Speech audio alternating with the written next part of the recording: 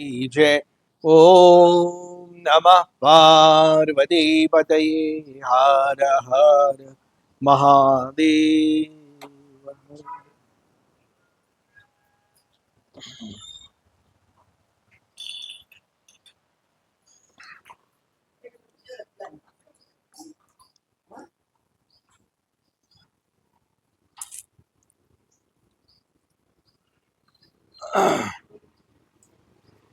ગઈકાલની કથામાં જોયું, અજામિલ ભગવાનનું નામ લઈને તરી ગયો.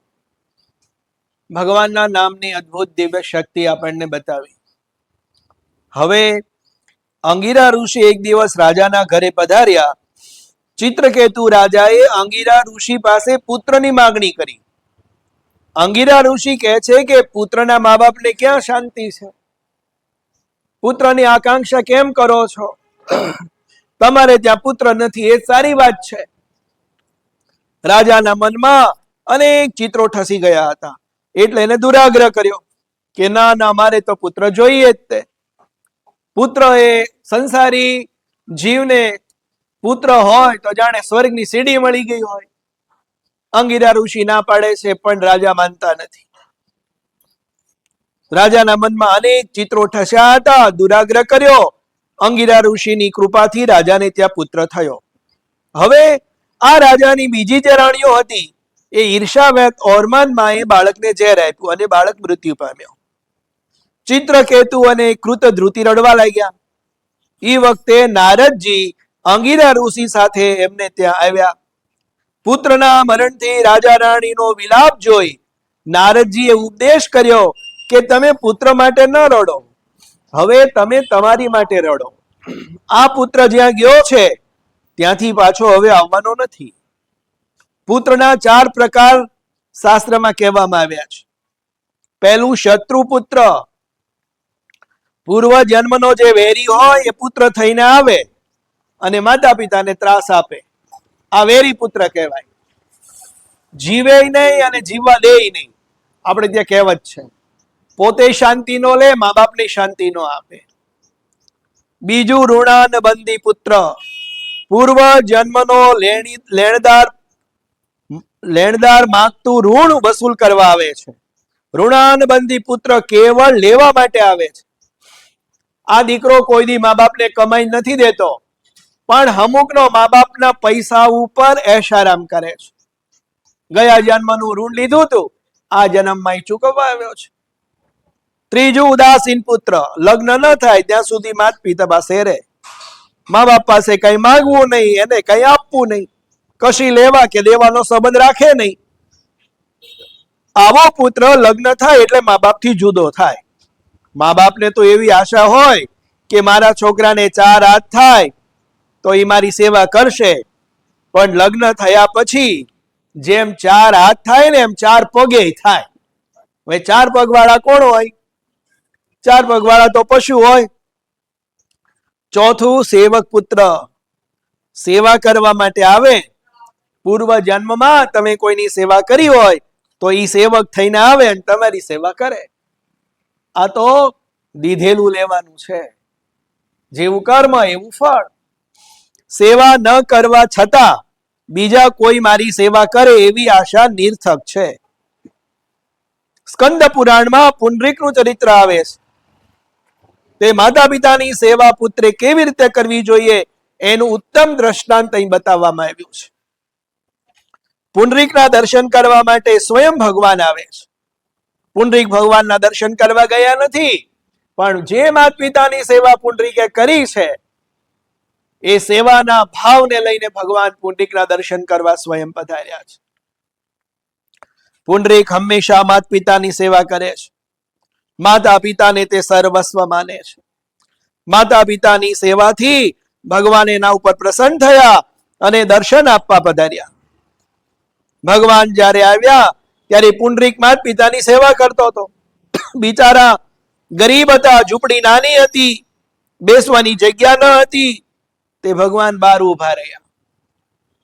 રોજ માતા પિતાની સેવામાં રોકાયેલો, પોતે માતા પિતાની સેવામાં રોકાયેલો એટલે ભગવાનને પુંડરીકને પોતે માતા પિતાની સેવામાં રોકાયેલો એટલે ભગવાને પુંડરીકને કહ્યું કે માતા પિતાની સેવાના ફળ સ્વરૂપે તમે મને મળ્યા છો, તો પહેલા હું મારા માતા પિતાની સેવા કરી લઉં. ત્યાં સુધી આપ આ ઈંટ ઉપર ઉભા રહો. પુંડરીકે ઈંટ ફેંકી અને કીધું કે આ ઈંટ ઉપર ઉભા રહ્યો. ભગવાન સાક્ષાત આવ્યા તો પણ પુંડરીકે માતા પિતાની સેવાનું કાર્ય નથી છોડ્યું. જે સેવાથી તમે આવ્યા છો એ સેવા પહેલી કરી લઉં અને પછી હું તમને મળું કે છે. ભગવાન ઉભા ઉભા થાક્યા એટલે કેડ ઉપર હાથ રાખીને ઉભા રહ્યા.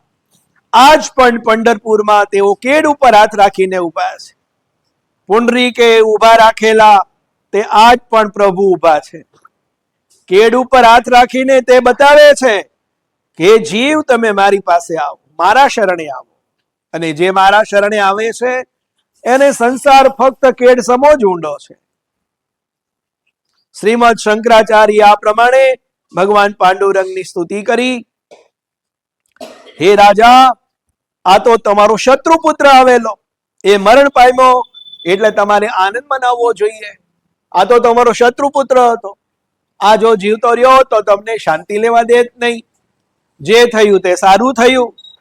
સ્ત્રી, ઘર, ધન, વિવિધ ઐશ્વર્ય, શબ્દાદી વિષયો, રાજ, સમૃદ્ધિ, સેવક, મિત્રજનો, સગા સંબંધી વગેરે શોક, મોહ, ભય અને દુઃખ આપનારા છે. આ બધું જ નાશવંત છે. જીવના હજારો જન્મ થયા, હજારો જન્મ થતા રહેશે. તેમાં કોણ કોનો સગો અને કોણ કોનો સંબંધી? જળના પ્રવાહમાં રેતીના કણો જેમ એક બાજુ એકઠા થાય અને બીજી બાજુ છૂટા પડે, એમ સમયના પ્રવાહમાં સંસારના પ્રાણીઓ એકબીજાને મળે છે અને કાળાંતરે એકબીજાથી છૂટા પડે. તે મૃત રાજકુમારના જીવાત્માને ત્યાં બોલાવવામાં આવ્યો, પણ એ આજે કોઈને ઓળખતો નથી. મારા હજારો જન્મો થયા, તમે તેમાં કયા કયા જન્મના મા બાપને હું બધાને યાદ રાખું? બસ આટલું કહીને જીવાત્મા સડસડાટ કરતો ચાલતો થયો.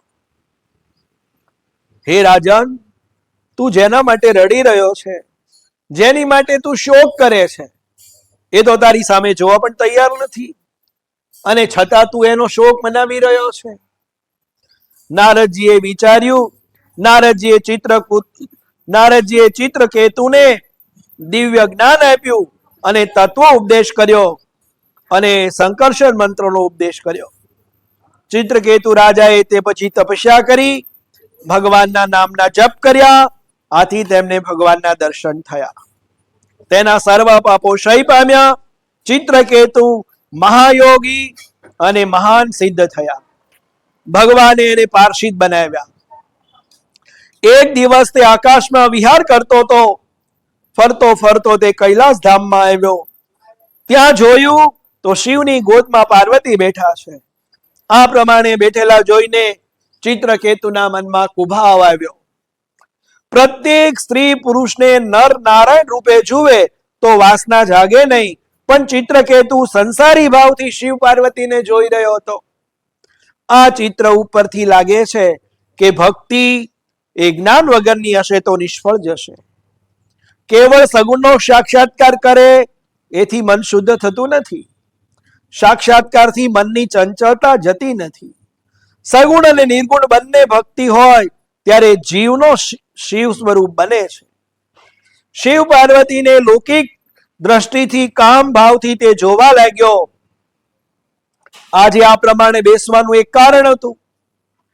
એકવાર મહાદેવે ફરીથી શિવજી સાથે યુદ્ધ કરવાની ઈચ્છા બતાવી. ત્યારે ભગવાન શિવ કહે છે કે એકવાર તો મેં તને બાળ્યો. કામદેવ બોલ્યો કે હું તો સમાધિમાં બેઠો હતો. તમે કામદેવ કહે છે કે તમે તો સમાધિમાં બેઠા હતા અને તમે મને બાળ્યો, એમાં કઈ નવાઈ નહીં. સમાધિમાં રહીને કોઈ પણ જીવ મને બાળી શકે. કામે કહ્યું કે મારા મનમાં હજી પણ એવી એક ઈચ્છા રહી ગઈ છે કે તમે પાર્વતીને આંગિલન આપો અને એ વખતે હું મારા બાણ મારું. ઈ વેળા આપ નિર્વિકાર રહો તો આપ મહાન. શિવજી આ વાતે સંમત થયા. પાર્વતીને આંગિલન આપી અર્ધનારેશ્વર રૂપે પ્રગટ થયા. કામે ઘણો પ્રયત્ન કર્યો, સફળતા મળી નહીં. ભગવાન શિવ નિર્વિકાર રહ્યા. કામદેવે બાણ ફેંકી દીધા અને છેવટે એ શિવને શરણે આવ્યો. ચિત્રકેતુ આ વાત જાણતા ન હતા અને એને શિવ પાર્વતીનું આ દ્રશ્ય જોયું. તે નિંદા કરવા લાગ્યો. ભરી સભામાં પત્નીને આંગિલન આપીને પત્નીને ગોદમાં લઈને તે બેઠા છે. એને કઈ શરમ બરમ છે? શિવ પાર્વતી તો નિર્વિકાર હતા, પણ જોનારની આંખમાં વિકાર હતો. કોઈને લૌકિક ભાવથી જોશો તો પછી મનમાં વિકાર આવશે, તેથી ખોટા ચિત્ર મનમાં આવશે. આ પ્રમાણે લૌકિક ભાવથી જોતા ચિત્રકેતુનું પતન થયું. આ સાંભળી શિવજીને કઈ ખરાબ ન લાગ્યું, કારણ કે જેને માથે જ્ઞાન ગંગા હોય એની નિંદાની અસર ન થાય. પાર્વતીજીથી આ સહન ન થયું. એને ચિત્રકેતુને શ્રાપ આપ્યો. જ્યાં અસુરીઓની તારો જન્મ થાય. પછી તો ચિત્રકેતુએ માતાજીની ક્ષમા માંગી.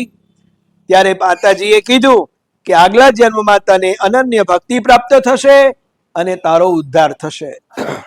પાર્વતીજીએ શ્રાપ આપ્યો, તેથી ચિત્રકેતુ બીજા જન્મમાં વત્રાસુર તરીકે જન્મ્યો. નારદ, અંગીરા જેવા સંતોના સમાગમથી મન ઉધર્વગામી બને છે. મહાપુરુષોના સત્સંગથી, મહાપુરુષોના સાનિધ્યથી આ મન ઉધર્વગામી બને છે. લૌકિક વિષયના ચિત્રો મનમાં ન ઉતરે અને સાત્વિક ભાવ ન જાગે, તે માટે લૌકિક વિષયના ચિત્રો મનમાં ન ઉતરે અને સાત્વિક ભાવ જાગે, તે માટે સતત લક્ષ્મીનારાયણનું ભજન કરો, એમનું પૂજન કરો. ભગવાન વિષ્ણુ એ સત્વગુણના અધિપતિ દેવ છે. તેની સેવાથી સાત્વિક ભાવ જાગૃત થાય. આ વિષયના ચિત્રો અંદર છે. આંખ બંધ કરીને બેસો એટલે અંદરના ચિત્રો બહાર આવશે. આ ચિત્રને ભૂસવા માટે ભગવાન લક્ષ્મીનારાયણની સેવા અતિશય આવશ્યક છે. દિતિના બંને પુત્ર મરણ પામ્યા.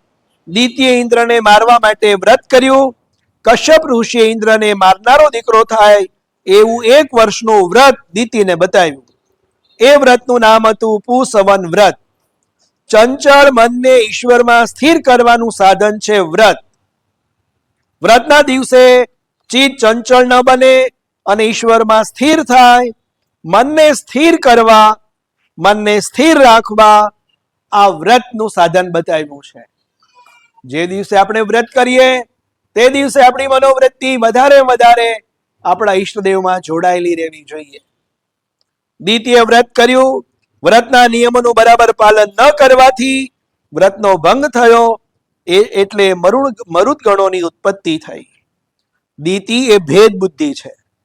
ચંચળ મનોવૃત્તિને ઠેકાણે સ્થિર કરી પૂજન દ્વારા એકને જ અનેકમાં નિહાળે તો આ વ્રત સફળ થાય. ભેદભાવથી દિતિના વ્રતનો ભંગ થયો.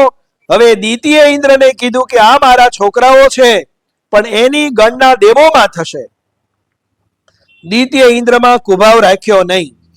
મરુદગણની ઉત્પત્તિ કઈ 6ઠ્ઠો સ્કંદ પરિપૂર્ણ કર્યો. સ્કંદ 7મો. વાસના 3 પ્રકારની 7મા સ્કંદમાં બતાવી. પહેલી અસદવાસના, બીજી સદવાસના અને ત્રીજી છે મિશ્ર વાસના. 7મા સ્કંદની શરૂઆતમાં પરીક્ષિત રાજાએ આરંભમાં એક સુંદર પ્રશ્ન કર્યો છે. રાજા પ્રશ્ન પૂછે છે, આપે કહ્યું કે ઈશ્વર સર્વત્ર છે અને ઈશ્વર સમભાવથી વ્યવહાર કરે છે, તો પછી આ જગતમાં વિષમતા કેમ દેખાય છે? ઉંદરમાં ઈશ્વર, બિલાડીમાં ઈશ્વર, તેમ છતાં બિલાડી ઉંદરને મારે છે. શા માટે? ભગવાન સમ હોવા છતાં જગતમાં આવી વિષમતા કેમ કરે છે? ભગવાન સમભાવી કહેવાય છે, તો પછી ભગવાન વારંવાર દેવોનો પક્ષ કરી દૈત્યોને કેમ મારે છે? ભગવાન આવી વિષમતા શા માટે કરે છે? ભગવાનને સર્વ પ્રાણીઓ સમાન હોય તેમ છતાં ઇન્દ્ર માટે વત્રાસુરનો વધ કેમ કર્યો? મેં ધારેલું કે દૈત્યો પાપી છે એટલે ભગવાન એને મારે છે, પરંતુ વત્રાસુર તો ભાગવત ભક્ત હતો, તેમ છતાં ભગવાને એને કેમ માર્યો? ત્યારે સુખદેવજી મહારાજ કહે છે કે હે રાજન, ક્રિયામાં કદાચ વિષમતા કરાય પણ ભાવમાં વિષમતા થવા દેતા નથી. આ બહુ સમજવા જેવી વાત અહીંયા બતાવી છે. કદાચ ક્રિયામાં વિષમતા દેખાય પણ ભગવાન ભાવમાં વિષમતા ક્યારેય કરતા નથી. સમતા અદ્વૈત ભાવમાં હોય, ક્રિયામાં ન સંભવે. સમતા ક્રિયામાં હોય કે ભાવમાં, ભાવમાં સમતા રાખવી જોઈએ, ક્રિયામાં વિષમતા તો રહેવાની જ. ઘરમાં માં હોય, પત્ની હોય, પુત્રી વગેરે હોય, પુરુષનો આ સઘળા ઉપરનો પ્રેમ તો સરખો જ હોય છે પણ બધા સાથે સરખી રીતે વર્તી શકતો નથી. ઘરમાં જેટલા મેમ્બર છે એ બધાને પ્રેમ કરે છે પણ બધાની સાથે સરખી રીતે એ વર્તી ના શકે. માને તો પગે લાગે પણ પુત્રીને થોડો પગે લાગે. આત્મા સાથે પ્રેમ છે, દેહ સાથે પ્રેમ નથી. ભાવનામાં દ્વૈત રાખવો, સમવર્ષી થવું પણ સમવર્તી ન થવું. સમવર્તી ન થઈ શકાય. હે રાજન, મને તો લાગે છે કે દેવોનો પક્ષ કરી ભગવાને અસુરોને માર્યા, પરંતુ અસુરોના તે સંહાર એમના ઉપર કૃપા કરવા માટેના જ હતા. એક દ્રષ્ટાંત આપું. એક ચોર ચોરી કરવા ઘરેથી નીકળ્યો, રસ્તામાં ઠેસ વાગી, પગ ભાંગ્યો, ચોરી કરવા ન જઈ શક્યો. આમાં ભગવાનની કૃપા માનવી કે અકૃપા? પગ ભાંગ્યો છતાં કૃપા, કારણ કે તે એક મહાપાપ કરતા અટકી ગયો. ઈશ્વર લીલા કરે છે તેથી અનેક સ્વરૂપો ધારણ કરે છે એમ વલ્લભાચાર્ય કહે છે. જગતગુરુ શંકરાચાર્ય કહે છે બ્રહ્મ સર્વવ્યાપક અને નિર્વિકાર છે. બ્રહ્મને કોઈ ક્રિયા નથી. લોટામાંથી પાણી બહાર કાઢી શકશો પણ એનું આકાશ બહાર કાઢી શકાય નહીં. ઈશ્વરને કોઈ કાઢી શકે નહીં. ઈશ્વરમાં માયાથી આ ક્રિયાનો આરોપ કરવામાં આવે છે. આ વેદાંતનો સિદ્ધાંત છે. માયાની ક્રિયા ઈશ્વરના અધિષ્ઠાનમાં વાસે છે. લોકો ગાડીમાં બેસી અમદાવાદ જાય અને કે અમદાવાદ આવ્યું. ક્રિયા અમદાવાદની નથી પણ ક્રિયા ગાડીની છે. ઈશ્વર વ્યાપક છે, નિર્વિકાર રૂપે સર્વત્ર રહેલા છે. ઈશ્વર કોઈ ઠેકાણે જાય કે કોઈ ઠેકાણે આવે તો એને વ્યાપક કેમ કહેવાય? જેનો અભાવ કોઈ ઠેકાણે નથી તે છે વ્યાપક. ઈશ્વર નિષ્ક્રિય છે. નિષ્ક્રિય ઈશ્વરમાં માયાથી ક્રિયા ભાસે છે એવો જગતગુરુ શંકરાચાર્યનો સિદ્ધાંત છે. ભગવાન કંઈ કરતા નથી, તેઓમાં વિષમતા નથી. જેવી રીતે અગ્નિને કોઈ એક આકાર હોતો નથી, લાકડાના આકાર જેવો અગ્નિ ભાસે છે, ઉપાધિના લીધે આકાર ભાસે છે. પરમાત્માનું વાસ્તવિક સ્વરૂપ વ્યાપક, નિરાકાર અને આનંદરૂપ છે. મહાપ્રભુનો સિદ્ધાંત પણ દિવ્ય છે. વૈષ્ણવો માને છે કે ઈશ્વરને ક્રિયા નથી, એ બરાબર. ઈશ્વર ક્રિયા કરી શકતા પણ નથી પરંતુ લીલા કરે છે. ઈશ્વરને ક્રિયા નથી એ વાત સાચી, પણ ઈશ્વર લીલા કરે છે એ વાત પણ સાચી. જે ક્રિયામાં ક્રિયાનું અભિમાન ન હોય તે લીલા. ઈશ્વર સ્વેચ્છાથી ક્રિયા કરે છે. હું કરું એવી ભાવના વગર નિષ્કામ ભાવથી જે ક્રિયા કરવામાં આવે તેને લીલા કહેવામાં આવે છે. કેવળ બીજાને સુખી કરવાની ભાવનાથી કરવામાં આવે તે લીલા. કૃષ્ણની ક્રિયા એ લીલા કહેવાય. ઈશ્વરને સુખની ઈચ્છા નથી. કનૈયો ચોરી કરે છે, શા માટે? બીજાના માટે. ક્રિયા બાંધે છે, લીલા એમાંથી મુક્ત કરે છે. જીવ કરે છે તે ક્રિયા, કારણ પાછળ સ્વાર્થ, વાસનાને હું કરું એવું અભિમાન પાછળ હોય છે, એટલે એ બધી ક્રિયા કહેવાય. બંને સિદ્ધાંતો સાચા. ઈશ્વર નિરાકાર, નિર્વિકલ્પ છે અને માયા ક્રિયા કરે છે એ સિદ્ધાંત પણ દિવ્ય છે. ઈશ્વર કંઈ કરતા નથી પણ એમાં ક્રિયાનો આરોપ કરવામાં આવે છે. ઈશ્વરમાં વિષમતા માયાથી ભાસે છે. ઈશ્વર પરિપૂર્ણ સમ છે. પરમાત્મા સમ, જગત વિષમ છે. સમતા ઈશ્વરની છે. વિષમતા જે પણ દેખાય છે તે બધી માયાની છે. ઈશ્વર તો સમ છે પણ માયાથી ઈશ્વરમાં વિષમતા દેખાય છે. ઈશ્વરના અધિષ્ઠાનમાં માયા ક્રિયા કરે છે, એટલે માયા જે ક્રિયા કરે છે એનો આરોપ ઈશ્વર ઉપર કરવામાં આવે છે. દીવો કંઈ કરતો નથી, પણ દીવો ન હોય તો કંઈ થઈ પણ શકતું નથી. ભગવાન દૈત્યને મારતા નથી, પણ તારે છે. ક્રિયામાં વિષમતા દેખાય, પણ ભાવમાં વિષમતા નથી. ભગવાન દૈત્યને મારે છે, પણ ભગવાનના મારમાં પણ પ્યાર છે. સત્વગુણ, રજોગુણ અને તમોગુણ એ પ્રકૃતિના ગુણો છે, એ આત્માના ગુણ નથી. પરમેશ્વર જીવના ભોગ માટે શરીર સર્જવા ઈચ્છે છે, ત્યારે રજોગુણના બળમાં વૃદ્ધિ કરે. જીવના પાલન માટે સત્વગુણના બળમાં વૃદ્ધિ કરે, અને સહાર ઈચ્છે ત્યારે તમોગુણના બળમાં ભગવાન વૃદ્ધિ કરે.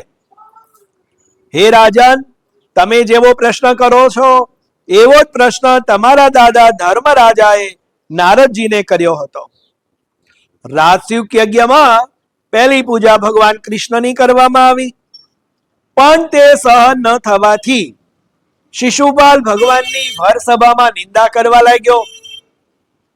ભગવાન નિંદા સહન કરે છે, અને છેવટે ભગવાન સુદર્શન ચક્રથી આ શિશુપાલનું મસ્તક છેદે છે. અને ત્યારે આ શિશુપાલના શરીરમાંથી નીકળેલું આત્મતેજ દ્વારકાધીશમાં લીન થયું. શિશુપાલને સદગતિ મળી. આ જોઈ મહારાજ યુધિષ્ઠિરને ભારે આશ્ચર્ય થયું. તેથી એને નારદજીને પ્રશ્ન કર્યો કે શિશુપાલ ભગવાનનો શત્રુ હતો, છતાં શિશુપાલને સદગતિ કેમ મળી? શિશુપાલે ભગવાનને ગાળો આપી, છતાં એ નરકે કેમ ન ગયો? શિશુપાલને સદગતિ મળી એ તો મેં નજરો નજર જોયું. ધર્મરાજ કહે છે એ તો નરકે જવો જોઈતો હતો, પણ એ કેમ નરકે ન ગયો? આવી સદગતિ મેં નજરે જોઈ છે. આવી સાયુજ્ય મુક્તિ શિશુપાલ પામ્યો જ કેવી રીતે? ભગવાનનો દ્વેષ કરનાર શિશુપાલ અને દંતવક્ત્ર તો નરકમાં પડવા જોઈતા હતા, એને બદલે ઉલટું કેમ થયું તે કૃપા કરીને સમજાવો. ત્યારે નારદજી કહે છે કે હે રાજન, તમે સાંભળો, કોઈ પણ રીતે પરમાત્મામાં તન્મય થવાની જરૂર છે. કોઈ પણ રીતે ભગવાનમાં મનને જોડવાની જરૂર છે. પરમાત્માએ તો કહ્યું છે કે કોઈ પણ ભાવથી જીવ મારી સાથે તન્મય બને તો મારા સ્વરૂપનું હું એને દાન કરું છું. હે રાજન, કોઈ પણ ભાવથી, પરંતુ એકમાત્ર પરમાત્મામાં જ મનને એકાકાર કરવું જોઈએ. જેમ ભક્તિથી ઈશ્વરમાં મન જોડીને ઘણા મનુષ્યો પરમ ગતિને પામી ગયા, તેમ કામથી, દ્વેષથી, ભયથી તથા સ્નેહથી પણ ભગવાનમાં મન જોડી અનેક મનુષ્યો સદગતિને પામી ચૂક્યા છે. જુઓ, ગોપીઓને ભગવાનને મળવાની તીવ્ર ઈચ્છાથી, કંસ સતત ભયથી, શિશુપાલ વગેરે રાજાઓ દ્વેષથી, યાદવોએ પરિવારના સંબંધથી, તમે સ્નેહથી અને અમે ભક્તિથી અમારા મનને અમે ભગવાનમાં લગાડ્યું છે. કેટલીક ગોપીઓ શ્રી કૃષ્ણને કામ ભાવથી ભજતી હતી. શ્રી કૃષ્ણનું સ્વરૂપ જોઈ એનામાં કામ ભાવ જાગે, પણ જેવું તે શ્રી કૃષ્ણનું ધ્યાન કરે કે પોતે નિષ્કામ બને. નિષ્કામ કૃષ્ણનું ધ્યાન કરતા ગોપીઓ નિષ્કામ બને છે. પરંતુ જો જગતના કોઈ પણ સ્ત્રી પુરુષોનું ધ્યાન કામભાવથી કરવામાં આવે તો જરૂર એને નરકે જવું પડે. ગોપીઓ કામભાવ શ્રી કૃષ્ણમાં રાખી સતત શ્રી કૃષ્ણનું ચિંતન કરી નિષ્કામ બની. પરમાત્મા પૂર્ણ નિષ્કામ હોવાથી પરમાત્માને અર્પણ કરેલો કામ પણ નિષ્કામ બને. કામનો જન્મ રજોગુણમાંથી થાય. ઈશ્વર બુદ્ધિથી પર છે. ઈશ્વર પાસે કામ જઈ શકે નહીં. જેમ સૂર્ય પાસે અંધકાર જઈ શકે નહીં, તેમ જેનું ચિંતન કરે છે તે શ્રી કૃષ્ણ નિષ્કામ હોવાથી કામ ભાવથી કૃષ્ણનું ચિંતન કરનાર ગોપીઓ નિષ્કામ બની જાય છે. કંસ બીકના લીધે તન્મય થયો હતો. એને દેવકીનો 8મો પુત્ર જ્યાં જાય ત્યાં દેખાતો હતો. શિશુપાલ વેર ભાવથી ભગવાનનું ચિંતન કરતો હતો. કોઈ પણ ભાવથી ઈશ્વરમાં તન્મય થવાની જરૂર છે. કોઈ પણ ભાવ એક લઈ લ્યો, પણ ચિંતન એકમાત્ર પરમાત્માનું કરો. એટલે હર કોઈ મનુષ્ય કોઈ પણ ઉપાયથી મનને ભગવાન કૃષ્ણમાં લગાડવાનો પ્રયત્ન કરવો જોઈએ. આ શિશુપાલ કોઈ સાધારણ હતો નહીં. એ ભગવાન નારાયણનો પાર્ષદ હતો. નારદજીએ જય વિજયના 3 જન્મની કથા આપણને સંક્ષિપ્તમાં કહી છે. જય વિજય પહેલા જન્મમાં હિરણાક્ષ અને હિરણાકશિપુ થયા. બીજા જન્મમાં રાવણ અને કુંભકર્ણ થયા. ત્રીજા જન્મમાં એ શિશુપાલ અને દંતવક્ત્ર થયા. નારદજીએ હિરણાકશ્યપ અને પ્રહલાદની કથા શરૂ કરી. દીતિના 2 પુત્ર હિરણાક્ષ અને હિરણાકશિપુ. હિરણાક્ષનો વધ ભગવાન વારા નારાયણે કર્યો. હવે હિરણાકશિપની વાત આવે છે. ધર્મરાજાએ નારદજીને પ્રાર્થના કરી કે આ કથા મને વિસ્તારપૂર્વક સાંભળવાની ઈચ્છા છે. પ્રહલાદ મહાન ભાગવત ભક્ત હતા, છતાં હિરણાકશ્યપને એને મારવાની ઈચ્છા કેમ કરી? પ્રહલાદ તો ઉત્તમ ભાગવત ભક્ત હતા. નારદજી બોલ્યા કે દીતિ એ ભેદ બુદ્ધિ છે, અને ભેદ બુદ્ધિમાંથી હિરણાક્ષ અને હિરણાકશિપુ આવે છે. મમતા અને અહંકાર આવે. હું અને મારું એ ભેદ બુદ્ધિના સંતાનો છે. સર્વ દુઃખનું મૂળ કારણ ભેદ બુદ્ધિ છે. સર્વ સુખનું મૂળ અભેદ ભાવ. અભેદ ભાવ શરીરથી નહીં, બુદ્ધિથી થાય તો સર્વ પ્રતિ સમબુદ્ધિ આવે. અહંકારને મારવો બહુ કઠણ છે. મમતાનો વિવેકથી નાશ થાય. વિવેકથી મમતાનો નાશ થઈ શકે, પરંતુ અહંભાવનો નાશ થઈ શકતો નથી. અર્પણ કરનાર પોતાના હું પણ અર્પણ કરે તો ઠાકોરજી કૃપા કરે. મારામાં અભિમાન નથી, એ માનવું પણ એક જાતનું અભિમાન જ છે. હિરણાકશિપુ એ અહંકારનું રૂપ છે. હિરણાકશિપનું વર્તન એવું હતું કે તે દેવોને, જ્ઞાની પુરુષોને, સર્વને ત્રાસ આપે છે. અભિમાન સર્વને ત્રાસ આપે છે, સર્વને રડાવે છે. મમતા મરે છે, પણ અહંકાર જલ્દી મરતો નથી. અહંકારને મારવો બહુ કઠણ છે. એ રાત્રે મરે નહીં, દિવસે મરે નહીં, ઘરની બહાર મરે નહીં, ઘરની અંદર મરે નહીં. અહંકાર શસ્ત્ર કે અસ્ત્રથી પણ મરતો નથી. એને વચલી જગ્યામાં મારવો પડે. મનુષ્ય અહંકારને મારે તો ઈશ્વર દૂર નથી. આ અભિમાન આપણું અંદર બેઠું છે. મનુષ્યને દુઃખ આપનારો જ અહંકાર છે. આ અહંકારને મારવાનો છે. અહંકાર મરશે ઉમરામાં. રાસમાં કથા આવશે કે ગોપીઓની વચ્ચે શ્રી કૃષ્ણ છે. એ પ્રમાણે 2 વૃત્તિની વચમાં શ્રી કૃષ્ણને રાખશો તો અહંકાર મરશે. જેવી રીતે એક સંકલ્પ ઉત્પન્ન થાય અને બીજી વૃત્તિ ઉત્પન્ન થાય, વચ્ચે શ્રી કૃષ્ણને રાખો તો અહંકાર મળશે. પ્રત્યેક ઇન્દ્રિયોનું મિલન ઈશ્વર સાથે ન થાય ત્યાં સુધી અહંકાર છે. પુરુષ ઈશ્વરના સ્મરણમાં તન્મય બને અને બીજો ભેદ ન રહે તો અહંકાર મરે. જ્ઞાન સુલભ છે, પણ અહંકાર અને મમતાનો વિનાશ ન થાય ત્યાં સુધી જ્ઞાન દીપે નહીં. હિરણાકશ્યપ જ્ઞાની તો હતો, પણ એનું જ્ઞાન અહમ અને મમતાથી ભરેલું હતું. પોતાના ભાઈના મરણ પ્રસંગે તે બ્રહ્મોપદેશ કરે છે, બીજાને બોધ આપે અને પોતે જીવનમાં ન ઉતારે એને જ શત્રુ કહેવામાં આવે. હિરણાકશિપુ બીજાને જ્ઞાનનો બોધ આપે છે અને પોતે વિચારે છે કે મારા ભાઈનો વધ કરનાર વિષ્ણુ ઉપર હું ક્યારે વેર વાળું. એ ગ્રહસ્થ મરણ પામ્યો, એને ત્યાં સાધુઓ આવ્યા અને સાધુ ધર્મ ઉપદેશ કરે છે. સંસાર તો મિથ્યા છે વગેરે ઉપદેશ કર્યો. કેટલાક દિવસ પછી એ સાધુની ભેંસ મરી ગઈ. સાધુ જોર જોરથી રડવા લાગ્યા. એને માથે જ્યારે આ પ્રસંગ આવ્યો ત્યારે જ્ઞાન શું છે એ સમજાણું. તે ગ્રસ્ત સાધુ પાસે આવ્યા. તમે જ અમને ઉપદેશ કરતા હતા અને કહે છે કે જ્યારે માણસો મરતા હતા, કોઈને ત્યાં મૃત્યુ થાય ત્યારે તમે ધર્મોપદેશ કરવા આવતા હતા, અને આજે તમારી ભેંસ મરી ગઈ અને તમે રડવા બેઠા.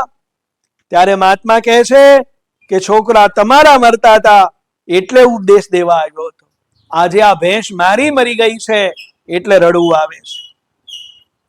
અહંતા મહંતા હોય ત્યાં સુધી જ્ઞાન પચે નહીં. ભક્તિ વગરનું જ્ઞાન કેવળ શબ્દમય બને તો તેથી જીવને લાભ થતો નથી. જ્ઞાનનો અનુભવ વૈરાગ્ય અને ભક્તિ વગર થતો નથી. વાતો બ્રહ્મ જ્ઞાનની કરે અને પ્રેમ સંસારના વિષયો સાથે કરે એ જ દૈત્ય છે. હિરણાક્ષના મૃત્યુના સમાચાર સાંભળી હિરણ્યકશ્યપએ કહે છે કે મારા ભાઈને મારનાર વિષ્ણુ સાથે હું યુદ્ધ કરીશ. માતા દિતિને હિરણ્યકશ્યપે અનેક વાર બોધ આપ્યો. દિતિને સંતોષ થયો. હિરણ્યકશ્યપે વિચાર્યું કે હું આજે વિષ્ણુ સાથે પહેલા લડવા નહીં જાઉં, પણ એકવાર હું તપસ્યા કરી લઉં, એકવાર વરદાન પ્રાપ્ત કરી લઉં, પછી એ વિષ્ણુની હારે હું યુદ્ધ કરવા જઈશ. હિરણ્યકશ્યપ તપસ્યા કરવા જાય છે. હિરણ્યકશ્યપનું પત્નીનું નામ છે કયાધુ. કયાધુએ પૂછ્યું તપસ્યા કરીને ઘેરે ક્યારે આવશો? હિરણ્યકશ્યપુએ જવાબ આપ્યો ઘરે આવવાનો કોઈ સમય નક્કી નથી કર્યો. હજારો વર્ષ તપસ્યા કરીશ, અનેક સિદ્ધિઓ પ્રાપ્ત કરીશ અને પછી ઘેરે આવીશ. હિરણ્યકશ્યપ મંદરાચલ પર્વત ઉપર આવ્યો છે. વ્યાસજીએ વિષ્ણુ પુરાણમાં કથા બતાવી છે. દેવોએ બૃહસ્પતિને પ્રાર્થના કરી હિરણ્યકશ્યપની તપસ્યામાં વિઘ્ન કરો. તે બૃહસ્પતિ પોપટ રૂપે મંદરાચલ પર આવ્યા. હિરણ્યકશ્યપ જે જગ્યાએ તપ કરવા બેઠો હતો એની નજીકના ઝાડ ઉપર બેસી આ પોપટ નારાયણ નારાયણ નારાયણની ધૂન કરવા લાગ્યો. જ્યારે હિરણ્યકશ્યપુ મંત્રનો જપ કરવા બેસે કે પોપટ નારાયણ નારાયણ નારાયણની ધૂન કરે. હિરણ્યકશ્યપે વિચાર્યું કે જે વિષ્ણુને મારવા હું તપસ્યા કરું છું એનું આ પોપટ કીર્તન કરે છે. આ આવ્યો છે ક્યાંથી? આજે તપસ્યા કરવાનો શુભ દિવસ નથી. તે હિરણ્યકશ્યપ કંટાળીને સાંજે પાછો ઘરે આવ્યો. કયાધુને પતિ એ જ દિવસે ઘરે પાછા આવ્યા એ જોઈને એને ભારે નવાઈ લાગી, પરંતુ સીધે સીધું તો પૂછાય નહીં. પતિ સ્વભાવના ભારે અક્કડ અને ક્રોધી. કયાધુએ વિચાર્યું કે યુક્તિથી કામ જો લઈશ તો કારણ જાણી શકાશે. પતિની ખાનગી વાત જાણવી હોય તો આ કયાધુને ગુરુ કરજો. ભોજનમાં વશીકરણ હોય છે. નોકરોને કીધું કે આજે મારા પતિદેવ માટે હું જાતે રસોઈ બનાવીશ. લોભીને દ્રવ્યથી વશ કરો, અભિમાનીને એના વખાણથી વશ કરો. હિરણ્યકશ્યપુ અભિમાની છે. કયાધુ સેવા કરવા આવી છે. ભોજે કાલિદાસને એક વખત પૂછેલું કે આ દુનિયામાં ખાંડ કરતા પણ વધારે ગળ્યું શું છે? કાલિદાસે જવાબ આપ્યો કે ખાંડ કરતા વધારે ગળ્યા વખાણ. કયાધુ કહેવા લાગી કે ઇન્દ્રાદિ દેવો તમારાથી થરથર કંપે છે. તમે જીતેન્દ્રિય છો, જ્ઞાની છો. આપના જેવો વીર થયો નથી અને થશે નહીં. એ તો હું ભાગ્યશાળી છું કે આપ જેવા મને પતિ મળ્યા. આપ ધારેલું કામ કર્યા વગર તો પાછા ક્યારેય આવો નહીં. પણ આજે શું વનમાં કઈ એવો કોઈ પ્રસંગ બન્યો હતો કે તમે આજને આજ પાછા ઘરે આવ્યા? કયાધુએ ગરમ ગરમ ઢોકળા ખવડાવ્યા હશે. રાક્ષસોને આવું જ ભાવે. સાત્વિક અન્ન જેને ભાવે નહીં એ જ રાક્ષસ ગણાય. આજે હિરણ્યકશ્યપ અતિશય રંગમાં આવ્યો. કહેવા લાગ્યો મારું કામ કર્યા વગર તો હું ક્યારેય પાછો આવું નહીં, પણ જે કામ કરવા હું ગયો તો એ કામમાં વિઘ્ન આવ્યું એટલે પાછું આવવું પડ્યું. કયાધુએ પૂછ્યું એવું તે વળી શું વિઘ્ન આવ્યું? શું કઈ અપશુક ન થયા? હિરણાકશ્યપુ કહે છે, હું જે ઝાડ નીચે બેસીને તપસ્યા કરતો હતો એ ઝાડ ઉપર એક પોપટ આવ્યો અને એ નારાયણ નારાયણ નું કીર્તન કરવા લાગ્યો. આજે કયાધુને બહુ આનંદ થયો. અરે મારા પતિ આજ પરમાત્માનું નામ લઈ રહ્યા છે. મારા પતિ તો કોઈ દિવસ ભગવાનનું નામ લે નહીં.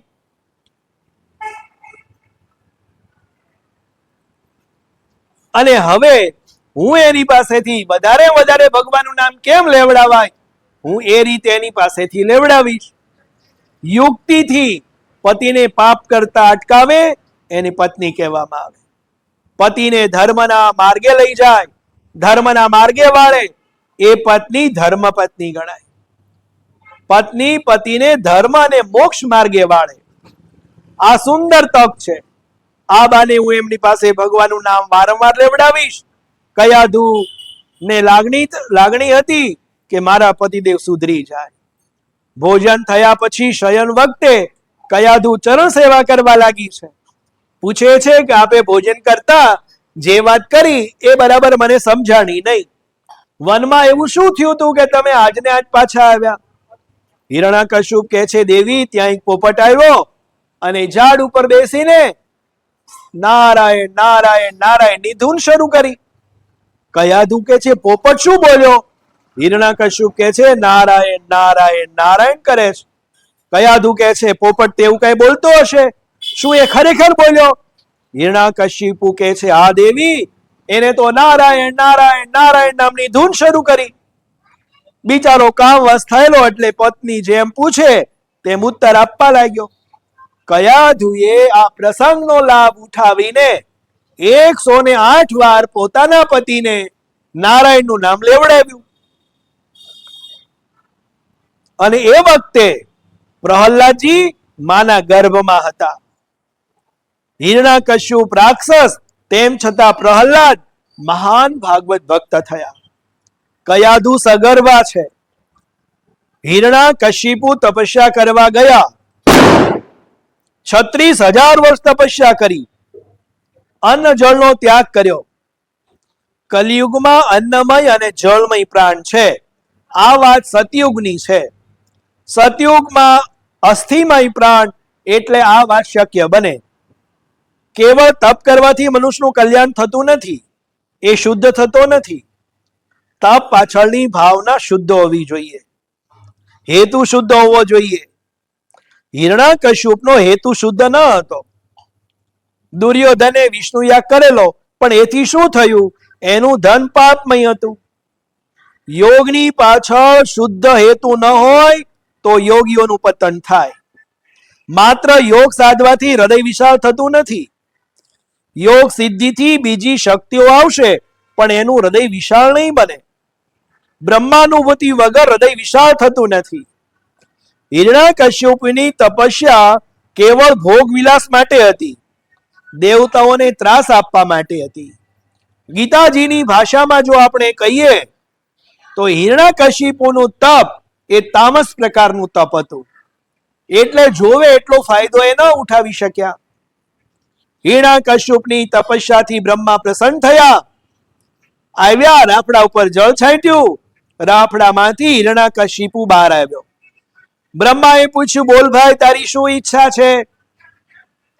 હિરણાકશ્યપુ કહે છે કે તમે મને અજર અમર બનાવી દો. બ્રહ્માજી કહે છે, ભાઈ, દરેકને અહીંયા મરવું પડે છે. આ મૃત્યુલોક છે. અહીંયા જે જન્મે એને મરવું પડે છે. તું બીજું કંઈક વરદાન માંગ. હિરણાકશ્યપ કહે છે, મહારાજ, મને અજર અમર થવાનું તમારે વરદાન આપવું જ પડશે. મારે બીજું કંઈ જોતું જ નથી. પણ બ્રહ્માજી ના પાડે છે. ત્યારે કહે છે કે હું દિવસે ન મરું કે રાત્રે ન મરું, હું જળથી ન મરું કે ચેતનથી ન મરું, હું અસ્ત્રથી ન મરું, શસ્ત્રથી ન મરું. આવું વરદાન મને આપો. બ્રહ્માજીએ વિચાર કર્યો. હિરણાકશ્યપે તપસ્યા પણ બહુ કરી છે, વરદાન આપવું પડશે. બ્રહ્માએ વરદાન આપ્યું. તથાસ્તુ.